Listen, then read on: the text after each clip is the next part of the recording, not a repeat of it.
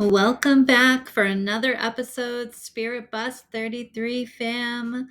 Jyotishamara here, once again, excited to take a little trip with you, expanding our consciousness, learning how to become our favorite versions of ourselves, living more in the now, all while embarking on this wild, wondrous earth experience.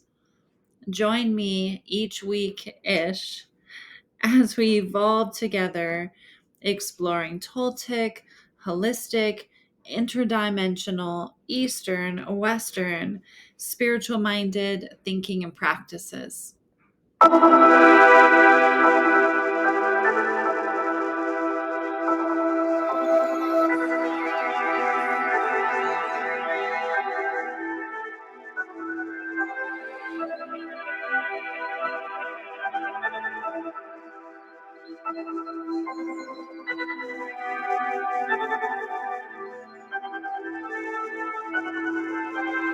Your spiritual beings having a human experience.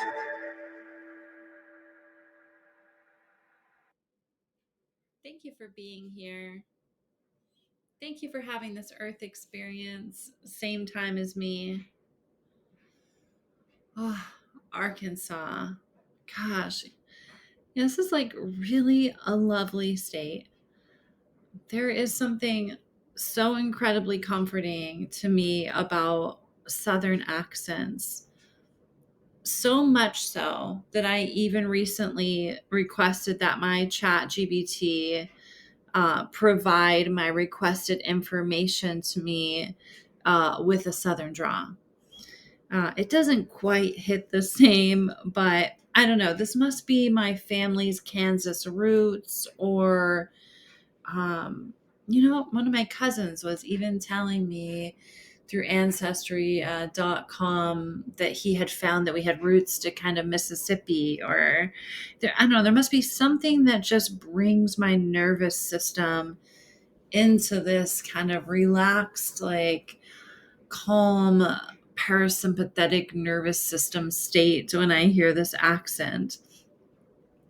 So before we get started, I have to give a little bit of a shout out to this really fucking cool place that I stumbled across by a Facebook event page.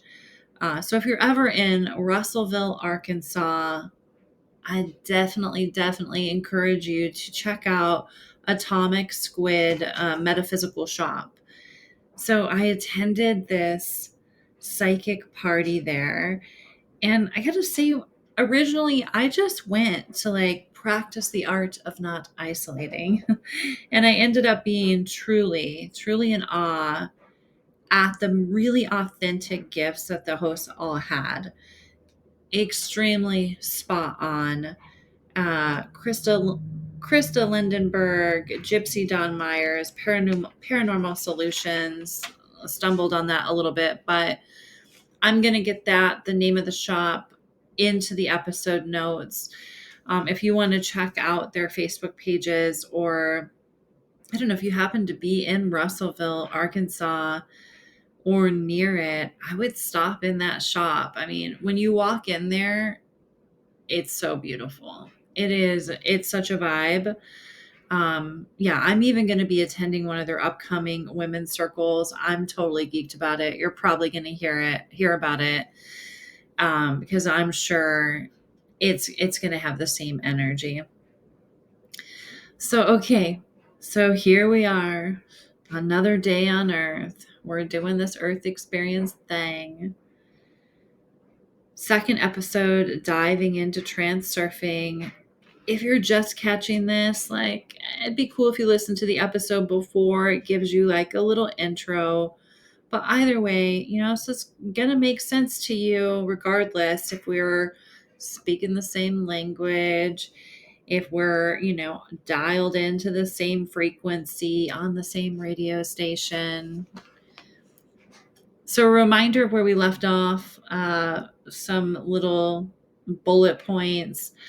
Reality can be experienced in an infinite variety of forms. You're always reflecting your choice as to what you want to experience. The alternative space records all that was and holds all possibilities of what will be. Every single person, animal, plant, organism is contributing to creating reality in every second of time. So transurfing, it helps you change the scenery of what you're experiencing. So for this week, we're going to kind of dive into energy pendulums. So Vadim's book has a really great intro that explains this. It actually aligns a lot with the description of the Dream of the Planet of Don Miguel Ruiz's Four Agreements, which I'm really vibing on when I dive into these philosophies, that I'm starting to be able to connect that, like, wow, they're using different names and different descriptions, but they're saying the same thing. That's a nice little thread. So basically, we're born, we're given a name, we're taught about our labels, what this is called, that is called.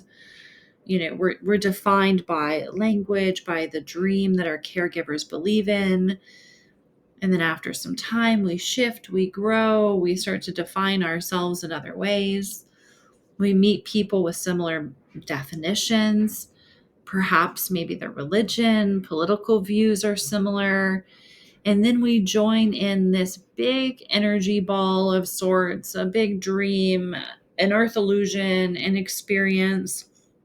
And Vadim's reality transurfing shares that the structure is referred to as a pendulum, because the more people, adherents, that feed it with their energy, the more powerful it sways. So if you can imagine a pendulum swinging lightly back and forth, and then more energy aligns with it, more united thinking, and it sways faster and stronger. And the opposite true as well. People stop believing or they switch their thinking and the pendulum slows down. And then if all the adherents abandon it, they don't even pay any attention to it, their thinking shifts completely, everyone, the pendulum stops. So how do we know what's a pendulum? Well, anything and everything, basically formed by collective thought. I mean, people, nature, bacteria, they all have existing pendulums as I speak right now. We're each our own pendulum, as we're capable of attracting like-minded thinking to collectively create the swing to occur. So when a collective dream, when a pendulum is created and more adherents join, you know, with their awareness being on the like-minded thinking, but, you know, they might not be privy to the exact details, though, the exact laws, the rules of the origins. You know, maybe just the leaders of the pendulums have that information. So you can see this in political parties. Many people join, you know, a political party due to like-minded ideals, but they're not aware of the exact details of how or what the leaders are doing outside of the public view. Thus, pendulums, Vadim shares, can be considered destructive. They're not really protecting each individual adherent, even though their energy is part of what makes the pendulum powerful. So because of the power of the sway of the pendulum, any contrasting, opposing ideas, they kind of fall on deaf ears. And if the opposition makes their individual energy so loud, instead of conforming, you know, at times they can be exiled or they can sometimes be destroyed. If a person is not aligned with the collective thinking and doesn't find their way out, this leads to despair, discontent, having a difficulty living out their life story. So think about a person who works for a large bureaucratic corporation and they don't align with the decisions but they're unable to speak up because they have this fear of being chastised, maybe fired, losing their livelihood. So they just mask. They show up every day unhappy, doing the work but not being fulfilled. Perhaps a religion a person feels forced into, same. So regardless of a strong dislike or even a mild dislike, Vadim shares being part of this type of experience is like being a small cog in a big machine. It's keeping the person stuck in a lifeline that's not fulfilling. Vadim's thought processes from the description of the pendulum seems to be that of awareness. Many people are caught up in fighting over pendulums that consume their energy, even though these pendulums would not notice if they were to cease to exist.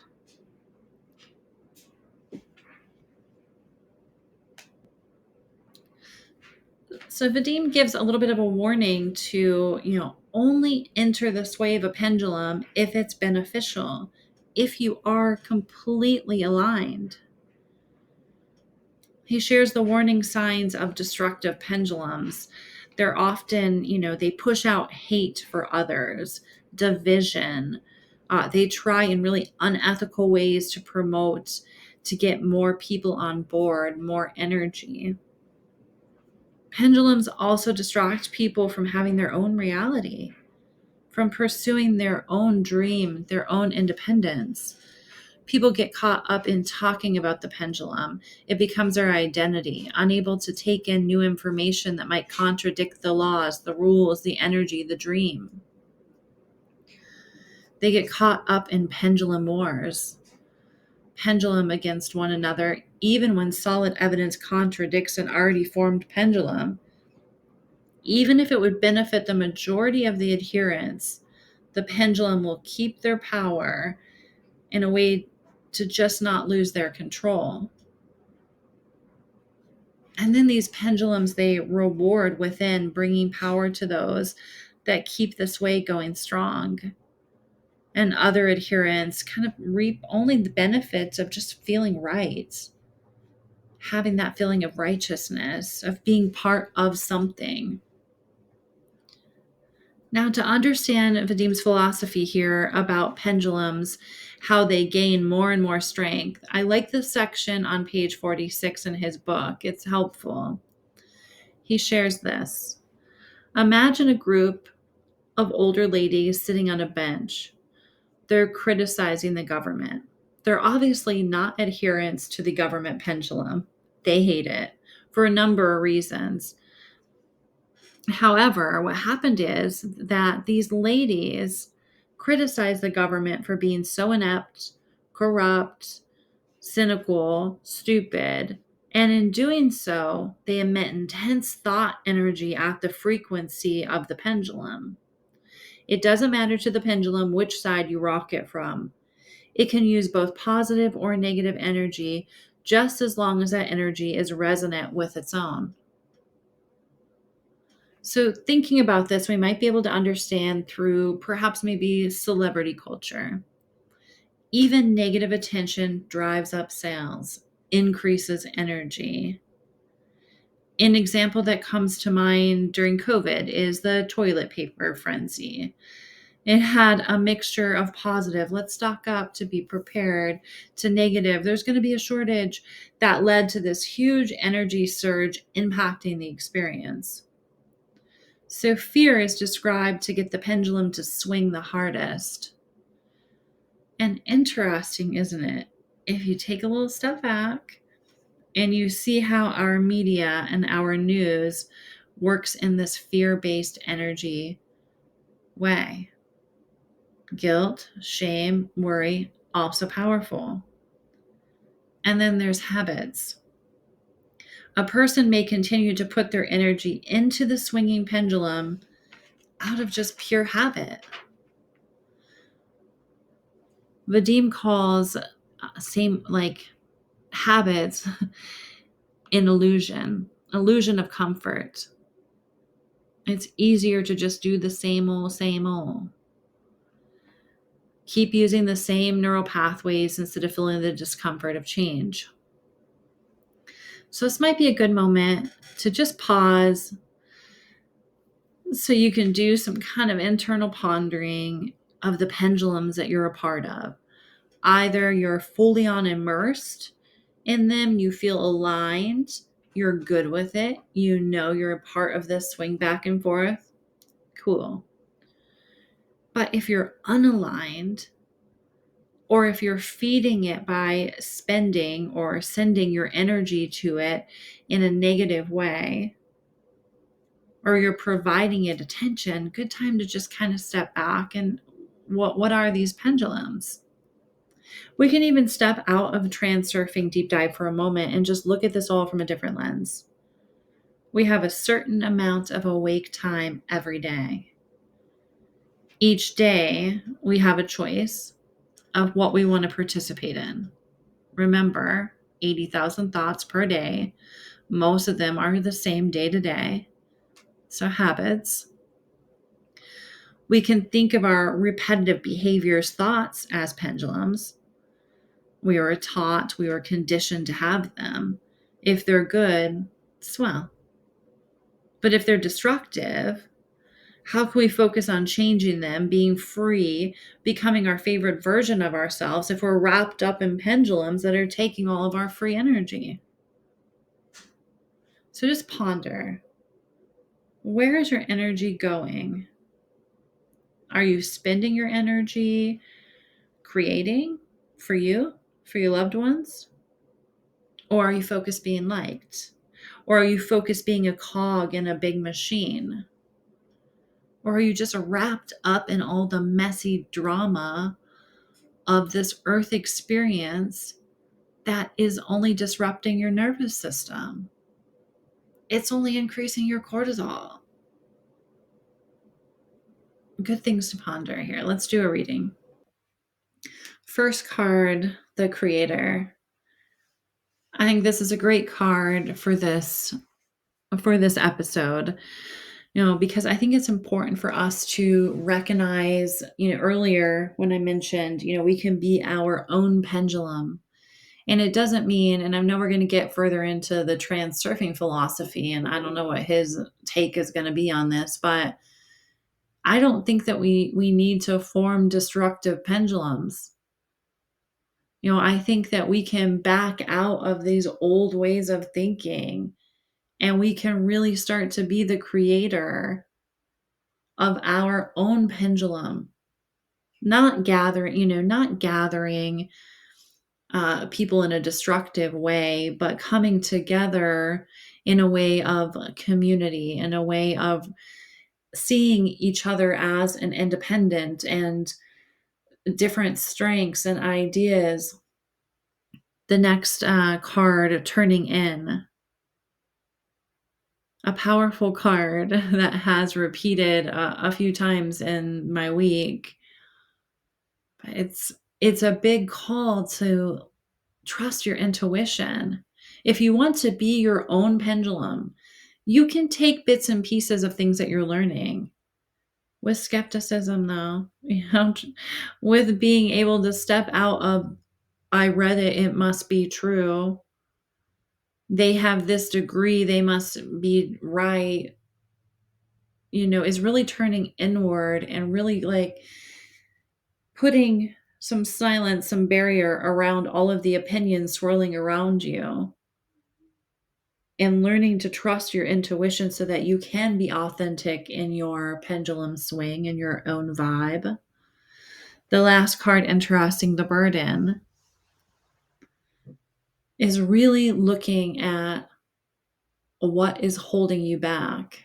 And if we're tying it into the details of this episode, well, then it would be, the burden would be being connected to pendulums that are not serving your highest good, that are getting you all wrapped up in this nonsensical drama. Or perhaps you're getting wrapped up on a micro level. Perhaps you're carrying so many other people's problems that you're distracted from looking at your own growth and your own expansion. So, a great set of cards for this episode.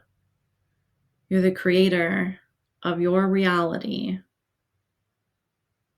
Learn to be able to hear your intuition and start to step away from things that are getting you stuck in the mud.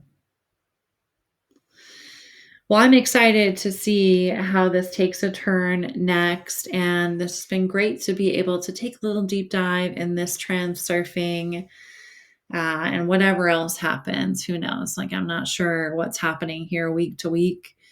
Because the Ozark Mountains just seem to have this magical way of just these beautiful synchronicities and lots of lessons.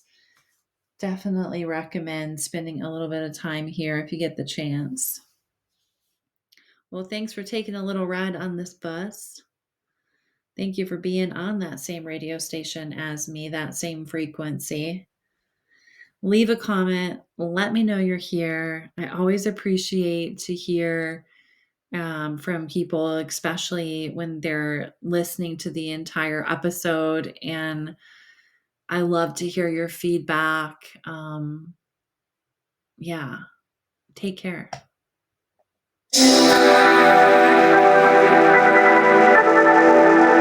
Thank you for tuning in.